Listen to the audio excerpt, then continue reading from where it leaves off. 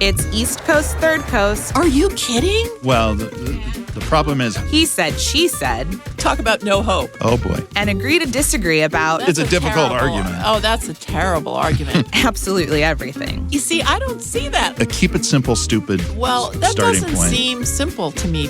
You're listening to The Pod Couple, where John Amisotti and Barbara Lippert debate all things media culture. This is The Pod Couple. I'm John Amisotti. And I'm Barbara Lippert. Barbara, culture seems angry. Is anger the new happy? Is anger our go-to emotion? It just seems like that. It seems like it's gotten so amped up. Mm-hmm. You know, it's in movies, you know, the guy eating the raw wolf meat or whatever. The Revenant. Yeah. True. I think the whole social media atmosphere is all about taking people down. Mm-hmm. And, so that's to the extent, trolls exist and Bullying. terrible things get out there to the extent that it never could before. And then, of course, we have politics. Yeah, politics actually not always the greatest subject, but politics, I think pretty much everybody is saying right now this is about the angriest election ever.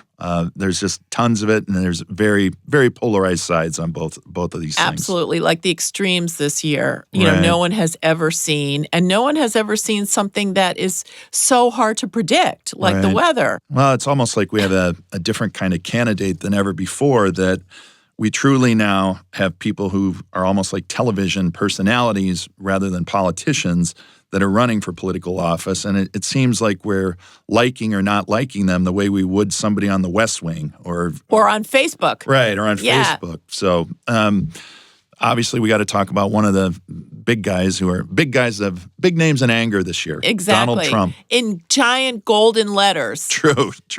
Trump anger. And it's that he says things no one else will, and it's not civil. It's not the civil discourse in politics. I mean, politics was always rough, but he says really mean things like an old grandmother almost in the way he characterizes people that makes you feel bad. So he's still, in a way, he's still doing The Apprentice.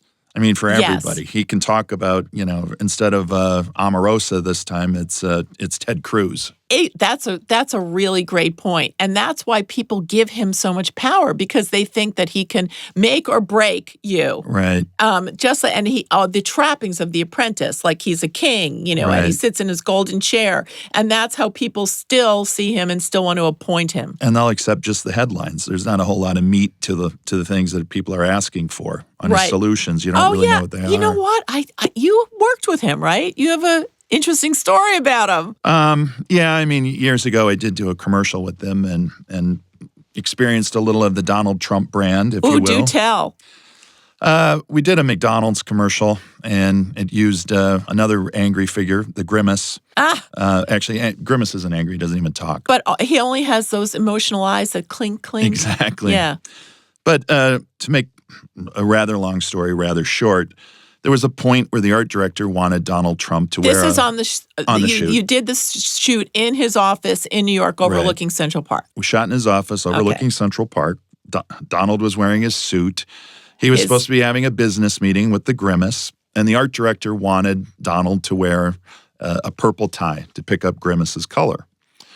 And at one point, this became just a giant snafu argument during the shoot. Because his go-to is the red tie with the blue suit. He wanted to wear the red tie, and this is my look. This is what I wear. This is my thing. This is what I do. I think this looks good. So he wasn't going to bend. We basically said, okay, you don't have to wear the purple tie. And he did have, there was a room that had probably 300 purple ties that he could have chose from. Wow. So he didn't want to wear the tie. He didn't really want to listen to anybody tell him how to do the commercial either. So I didn't really have much to do. So a lot of times on shoots, we can buy articles of wardrobe at a discount. And I was like, well, and when it's all over, Yeah, maybe I'll go buy a couple ties, whatever. There was some nice ties. Get some ties there. out of it. I went to ask the stylist if I could see the ties, and she just nodded her head no. They were gone. And I asked her, I'm like, what happened to it? 300 ties. You had 300 purple ties. ties. Did you just take them back? And she's like, no, he had his people wrap them up. He wanted them. So he wanted 300 ties of a color that he refused to wear on camera. I have no idea Well, why. we know what happened because I just saw him wearing a purple tie the other day. Yeah, I guess he came back, but so I guess I'm angry. I'm angry that he Yeah. wouldn't wear it for the commercial, Yeah. but he'll now wear it later. And, it's not a big deal because those people get everything for free and they're used to it and they'll take everything for free. But it does speak to his character. It does, and speaking of characters, other characters running, other angry characters. You could say the other side's got a pretty angry guy out there now too. Bernie Sanders absolutely. He's an angry Bernie. And what I just can't believe is that this angry grandfather with a horrible Brooklyn accent is so beloved by the millennials and the kids, and he's as big as he is. I actually do understand that because he reminds me of he's crazy Uncle Lefty that you make sit at the kids' table at Thanksgiving. Yeah. The kids will get a kick out of him, and it just seems like it went up to a whole new level. And I think, because the economy has not really recovered and these kids have all this debt and they can't be hopeful about the future, and he offers them something. He offers them a big change. The point this year is that everybody is tired of the establishment. People live in their own worlds now, and I think social media, maybe the lack of a bigger major media. Not everybody sits around and watches the same shows on television the way we used to. Right. You're fed your own ideology You're all fed day long. constantly. And then you can really go out there and fight about it. And you're allowed to troll around and make mean comments. It seems like that. And it seems like people expect you to choose a side now, where a lot of times, what if you don't know your side? Or what if you have real questions? Or what if you don't like either side? Right. It's troublesome. Maybe politics wasn't covered that day on TMZ, which is where you're getting your news. Yeah, true. Well, also, you also see, if it's not anger, you see people going for the easy like a lot. Exactly. It's like, hey, how about this thing in politics or whatever? And it's like, well, you're going to get an easy like out of the people that feel exactly the way you do or whatever. So it's kind of crazy. And I think, the idea that there's just so much media and there's so many places, that you have to make jokes and you have to get attention. True. And that's the easiest way. Well, in the media, maybe, let's talk about your field a little bit. You come from journalism. Yes. Journalism, as I was taught, as you were taught, when you're the reporter, you're supposed to be objective. You're supposed to look at the facts from both sides and really present something without really a point of view. But I don't know, on television, do we really have that right now? Well, let's talk about newspapers. In my day, you had time to think and reason and report. Now you have to do 10 dispatches a day if you're lucky, plus, social media, plus a video, and you're lucky to have a job in journalism. A lot of it doesn't pay, and it's just the rantings of idle people who think they can write in their pajamas. But because people want the headlines or want the stories, they seem to also go toward the controversial, the angry, the story that you can't get enough of. The clickable. And they seem to take a point of view. I do think that a lot of people will accuse certain networks of being a liberal network, other networks of being a conservative network. Well, Fox is certainly conservative, and Sure. MSNBC is very liberal, except for Mika and Joe. Sure. Yeah. And then, another thing, you talk about the news, there's real news. There's a certain group of people that get their news from the fake news. The Daily Show is fake news, and it seems like you kind of have to keep reminding people that it's like, this is fake news. I don't know. It definitely is beloved, and it's definitely smart. So it really can persuade people. It is, yeah. But it should be taken as entertainment, not news, because it really isn't. Right. And a lot of the kids, the younger kids watching, aren't looking at the regular news in addition. No, exactly. They are using that to get their news. And they're using YouTube as a way to get their news. Right. It does seem like we agree that anger is everywhere, and frankly, I don't really know what a lot of the answers are other than... The answer is meditation, I think, and tuning out.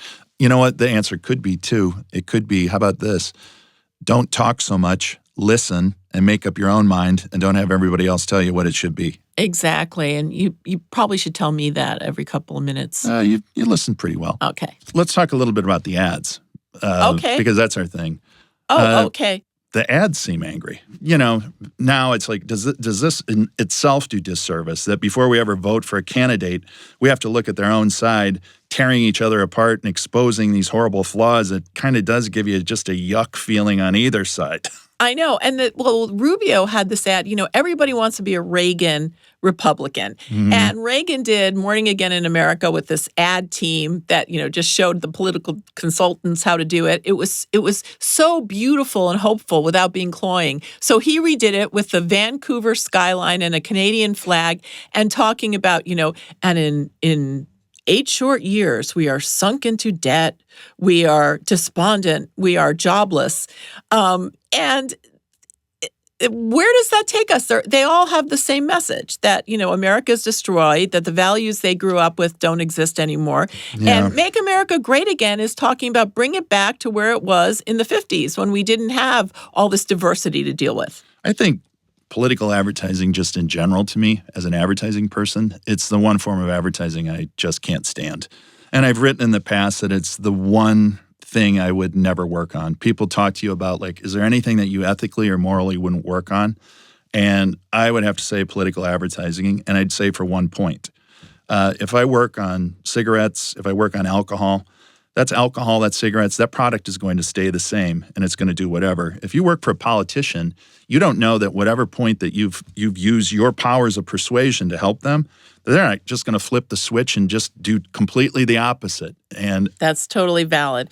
And the other thing is, it struck me this year, political advertising just is not doing it. Same old TV commercials, kind of messaging. I think we need a new kind of advertising because this same old structure of releasing TV commercials, the problem with that is that you have to raise so much money to pay for the TV commercials. And that's where, all the problems come from. It's the raising money. And secondly, even the robocalls, I know that there's data targeting with the robocalls, but people hate that. I think most people in South Carolina wouldn't even answer their phones because all day they got these calls. And there's also room for so much corruption. There is, although the one thing I would say, again, on the devil's advocate, there's a lot of talk about the super PACs and how bad they are. 2 of the leading candidates right now really don't have the super PACs. So Trump and Bernie? Yes. Is that something that is kind of thrown out there as a red herring to chase after? And it makes people angry. The middle has dropped out. That's the absolute problem. So it's either people who are really struggling or people who in the 1%. And I agree that, something has to be done. There aren't any really solid middle-class jobs around anymore. Well, okay. With that, let's take a little break. And when we come back, let's talk a little bit about how this angry culture really affects the work that you and I have done in the media and advertising. That would be great. All right. Thanks.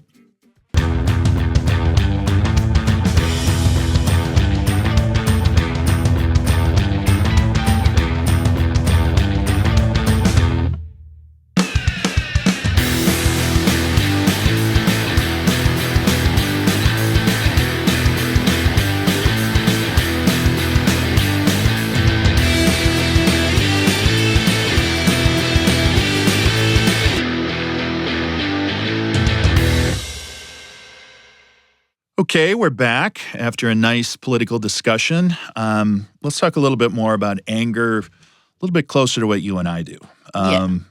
Anger in media, culture, how it maybe affects advertising and marketing. Maybe the bigger point is just culture's angry, and on that stage, anger's playing. I mean, again, getting into the culture, anger's everywhere. It's in our television shows. It's in movies.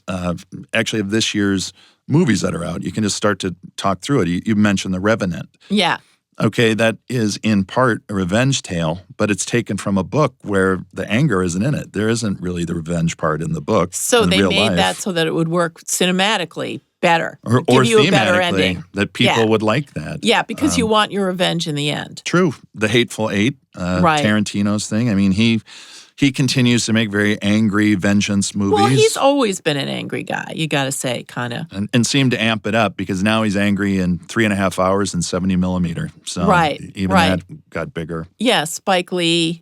He's kind of been, teaching us stuff and angry also all along. Spike Lee's angry. I mean, he seemed very angry. He made a movie about the anger in Chicago, Chirac. Right. And then he seemed to be angry that it wasn't nominated. He seemed to be angry. Nobody really watched it. A lot of anger there. Yeah. But, I think we just have to talk that there's a lot of racial stuff happening, and that makes people very polarized. Yeah, I think, well, and there's some anger is obviously justified. I mean, Right. I think you refer to Oscar So White. I think the big thing on that is people did not feel a sense of inclusion, and being excluded, no matter what it is, makes people angry. And that was maybe not Chirac necessarily, but there were definitely things that were overlooked, not included, and probably some rightful anger there. Well, overlooked and not included because last year Oscar had this problem. They did absolutely nothing and it got only worse. So that makes people angry. What interests me True. is that television and advertising is so much better at this now than Hollywood, it seems to me. Yeah, a lot of popular shows now are, feature very diverse casts Sure. and very diverse Sure. storylines. Empire Because is they have actually to. a perfect example. Exactly. Empire, but then you get down to, is it the content or the message? I mean, it could be argued that is Empire a better show than Chirac is a good movie? Well, I have a audience problem sort with of using decides. Chirac as the be-all and end-all here. It's much bigger than Chirac, and it's much bigger than Spike Lee. It is, but I mean, if this is one of the loudest voices that speaks about the issue, I mean, he sort of, he was very controversial. I'm getting a little hung up on Spike Lee, but Yes, I mean, I think so. well, again, I live in Chicago, Yeah. and there could have been a great movie made about Chirac, and now there won't be because the title's been taken and a hot mess was made about it instead. Okay, well, there still could be. They could add Chirac something. Okay, yeah. Okay, well, that's Chirac, possible. the plunderer. Chirac, not the bad one. Yeah, exactly. The new one. So, But so in television and advertising, yes, a lot of progress has been made. Sure. And I think, like if you're looking and at anger isn't a part of it always, by the way. Modern Family, made by ex-ad guy Steve Levitan, that is a very diverse show. It actually handles things in a way that you just say everybody is a jerk.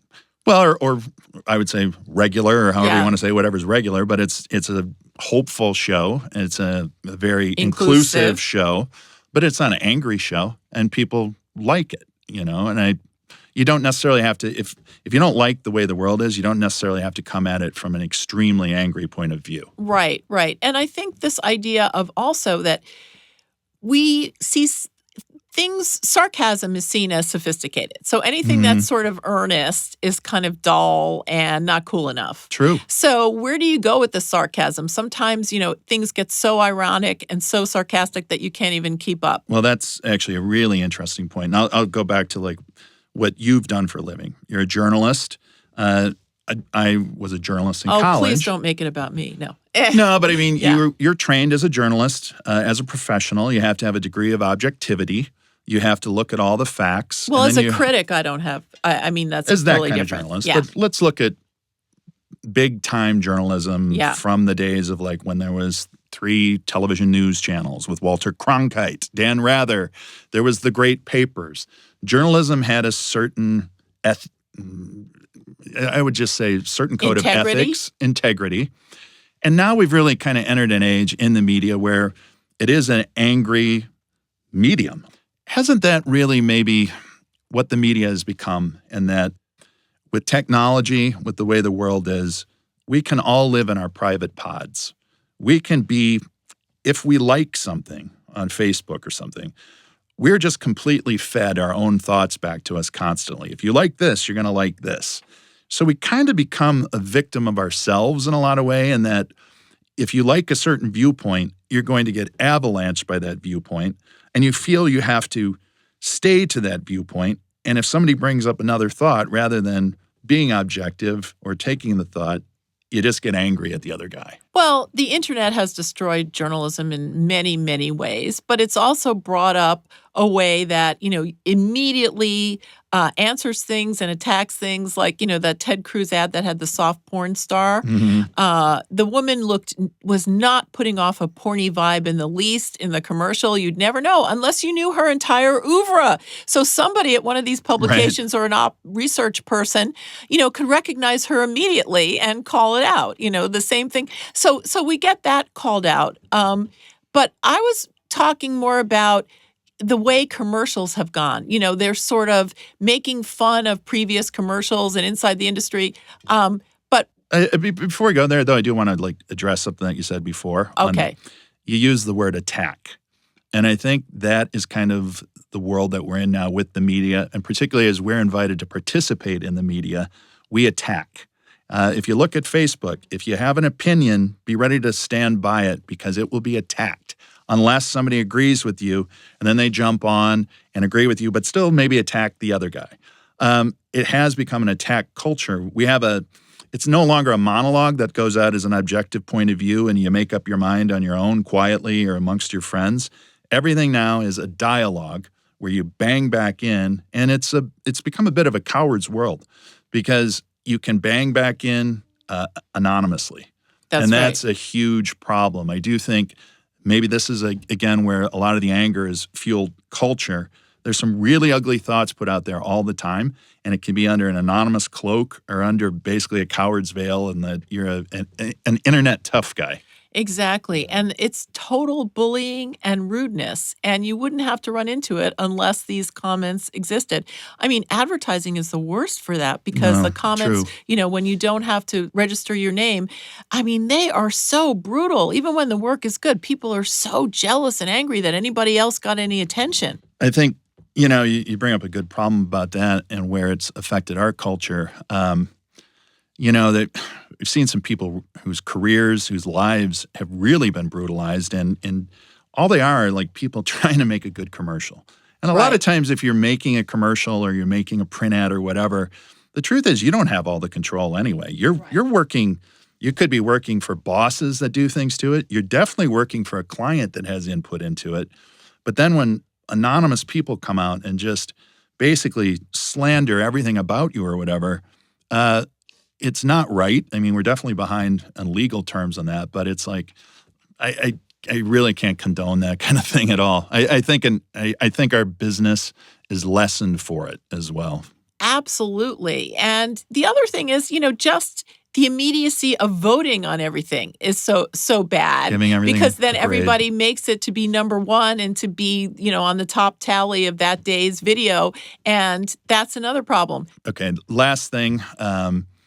Are there angry advertisers out there? Do you find some ads more angry than others? Yes. Well, I think this was really interesting at the Super Bowl because Budweiser, used to have puppies and horses and all the ads that everybody loves so much.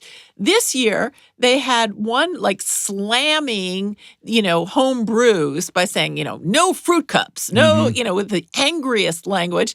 Then after they said no fruit cups, they have this other brand they're advertising on the Super Bowl.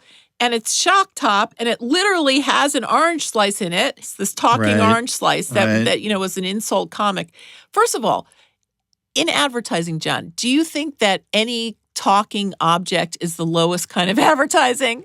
I think a different subject. The lowest kind of advertising is the commercial in a commercial. Right. Cut. Wait, the product is so good I ate it before I was supposed to, or something. Yes. I have a list of the worst things. I agree with that. That's but the I think worst. a talking orange slice, and really they made it so obnoxious, like the most disgusting kind of cowboy hat and sunglasses that kind of make you sick. It was like kind of the naked cowboy look. And so he's having an insult fest, with the actor who comes in, and they're both insulting each other to see who can be meaner. And you take it back and you think, wow, this is the company that used to bring us this, this magnificent, the iconography about who they are. And the other thing about the first one is they're putting down all the other kind of beer that they themselves make. Well, that's funny. I mean, candidly, I worked on Anheuser-Busch for many years, and I worked on them before they were bought. And there was always a little something. I mean, you would try and stay in the vein of like the iconic horses or the great things. But when they felt like they were being disrespected, they could come out and they'd want to spank the little guys a bit. And a lot of times we would do some not really our best work on that. There was a time when they were and the consumers don't know what's going on. It's like, it's so inside baseball sometimes. But, at Goodby, where I work, they did the frogs and the lizards. The lizards were a response to the frogs, making fun of Budweiser's own advertising, which really was hilarious. It was a great time, I would agree. So, At any rate, we've talked a lot about angry things today. Angry people, angry times. Maybe it's time to clear the palate a little bit before we get out of here. A cleanser. And let's just talk about something that makes us feel good, something that's nice. Just this week, off the top of your head, what's the best thing you can think of this week that you like? Okay, well, I happened to pick up, and this is really counterintuitive for me. I happened to pick up Playboy, the new Playboy, the first one without any nudes When in I pick it up, it's always counterintuitive too. Yeah.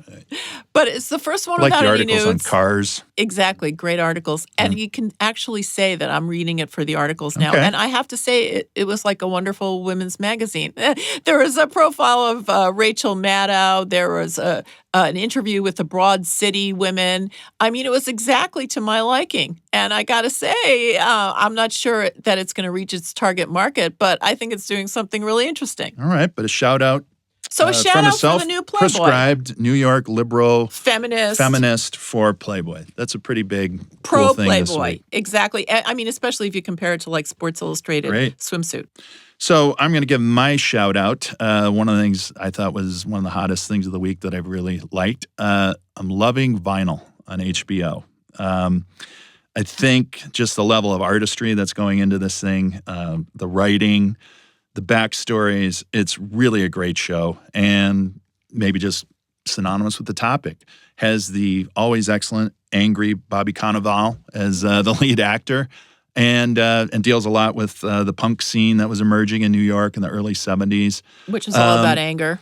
Whether it's 100% accurate to the fact, I don't care. It's great drama. It's great, just great television. And I would recommend that to a lot of people to watch. So Thumbs up on Vinyl. So with that, Barbara, I think we finished our first topic today on anger, and I think we're still friends. That's and right. I think we should shake hands. I don't even know if we have to because our blood pressure is a pretty good place. But yeah. Thanks a lot, and thank you. Look forward to talking to you next time about something a little bit maybe less hot button. Exactly. All right, thanks. The Pod Couple is media experts John Amisotti and Barbara Lippert, produced by Eon Content Labs and brought to you by Epsilon. We see what others don't.